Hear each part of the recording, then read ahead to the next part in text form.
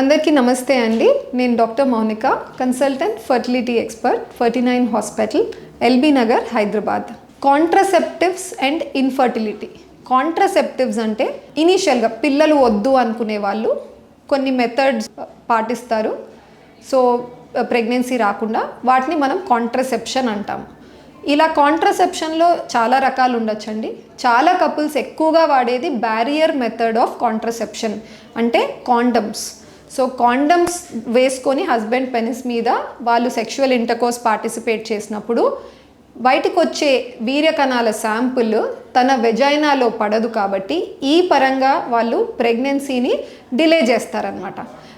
Contraception అన్నది bad కాదండి. ఇప్పుడు ఎంతోమంది కపుల్స్ ఫైనాన్షియలీ కావచ్చు, మెంటలీ కావచ్చు, ఇమోషనలీ కావచ్చు, ఇమీడియట్గా ప్రెగ్నెన్సీ చేసుకోవాలని అనుకోకపోవచ్చు.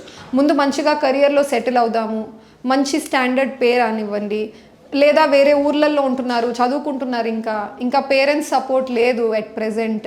సో న్యూక్లియర్ ఫ్యామిలీస్, వాళ్ళిద్దరే సపరేట్గా ఉంటూ ఉంటారు. పిల్లల అన్న రెస్పాన్సిబిలిటీ ఇప్పుడే వద్దు, ఒక 1-2 ఇయర్స్ తర్వాత ప్లాన్ చేయాలనుకుంటున్నాము. సో ఇలాంటి టైం వాళ్ళు కాంట్రసెప్షన్ ప్రాక్టీస్ చేస్తారు. సో ఎక్కువగా నేను అన్నట్టు బ్యారియర్ మెథడ్ లేదా కాండమ్స్ ట్రై చేస్తారు. సెకండ్ వచ్చేసి కొంతమంది ఓరల్ కాంట్రసెప్టివ్ పిల్స్ అని తీసుకుంటూ ఉంటారండి. ఈ ఓసిపి పిల్స్లో భాగంగా లేడీ రోజు ఒక ట్యాబ్లెట్ వేసుకుంటూ ఉంటుంది. దాంట్లో estrogen and progesterone combination tablets. ఇవి తీసుకుంటున్నంత వరకు తనకు బాడీలో ఒక ఎగ్ విడుదల అవ్వదన్నమాట. సో అందుకని ఆ తీసుకుంటున్నంత వరకు వాళ్ళకు ప్రెగ్నెన్సీ వాళ్ళు ప్రివెంట్ చేయడానికి కుదురుతుంది. నెక్స్ట్ థర్డ్ వచ్చేసి ఈ మధ్యకాలంలో ఇంజెక్షన్స్ తీసుకుంటున్నారు. డిపో ఇంజెక్షన్స్, డిఎంపిఏ అంటాం, ప్రొజెస్ట్రాన్ ఇంజెక్షన్స్. ఇది హెల్ప్ ఎలా ఉంటుందంటే, ఈ ట్యాబ్లెట్స్ రోజు వేసుకోవడం కొంతమందికి ప్రాబ్లమాటిక్ అనిపించండి, లేదా కొన్నిసార్లు మర్చిపోతూ ఉంటారు.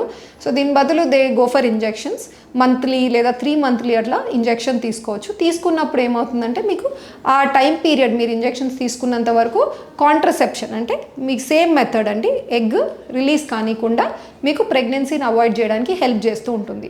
ఈ కాంట్రసెప్షన్ ప్రాక్టీస్ చేసిన తర్వాత, ఆపిన తర్వాత ఒక్కొక్కరు ఒక్కొక్క వ్యూ లేదా ఒపీనియన్ ఉంటుంది సొసైటీలో. కొంతమంది అంటారు మీరు ఇలా ట్యాబ్లెట్స్ వేసుకున్నారు అందుకే ప్రెగ్నెన్సీ అవ్వట్లేదు, లేదా ఇలా మీరు ఇంజెక్షన్స్ ట్యాబ్లెట్స్ వాడారు అందుకే మీకు ప్రెగ్నెన్సీ రేపు రావడం కష్టం అవ్వచ్చు. ఇలా ఎన్నో ఒపీనియన్స్ ఉండొచ్చండి బయట.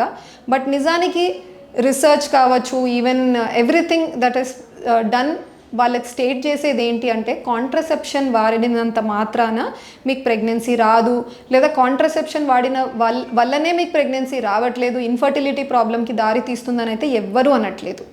ఇన్ టర్మ్స్ ఆఫ్ డిలే, ఇప్పుడు కాండమ్ లాంటి మెథడ్ వాడేవాళ్ళు ద మూమెంట్ మీరు స్టాప్ చేశాక కాండమ్స్ ఇమీడియట్ ఫాలోయింగ్ మంత్ నుంచే మీకు ప్రెగ్నెన్సీ వచ్చే అవకాశాలు ఉంటాయి.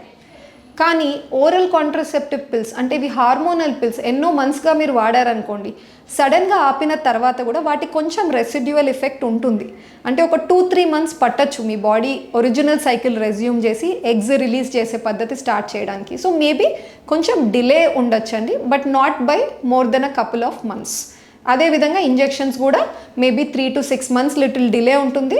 బట్ ఆఫ్టర్ దట్ మీ సైకిల్ రెజ్యూమ్ అయిన వెంటనే మంచిగా కరెక్ట్ టైంకి ఎగ్ రిలీజ్ అవుతున్నాయి, సైకిల్స్ టైంకి వస్తూ ఉన్నాయి పీరియడ్స్ అన్న వెంటనే లైక్ ఎనీ అదర్ లేడీ మీకు chances of natural pregnancy same ఉంటుంది. అందుకనే ప్రెగ్నెన్సీ రాదేమో, ఫ్యూచర్లో ప్రాబ్లం అవుతుందేమో అన్న ఫోర్స్తో ఎవరు కాంట్రసెప్షన్ ప్రాక్టీస్ చేయకూడదు అని అయితే ఏం లేదండి.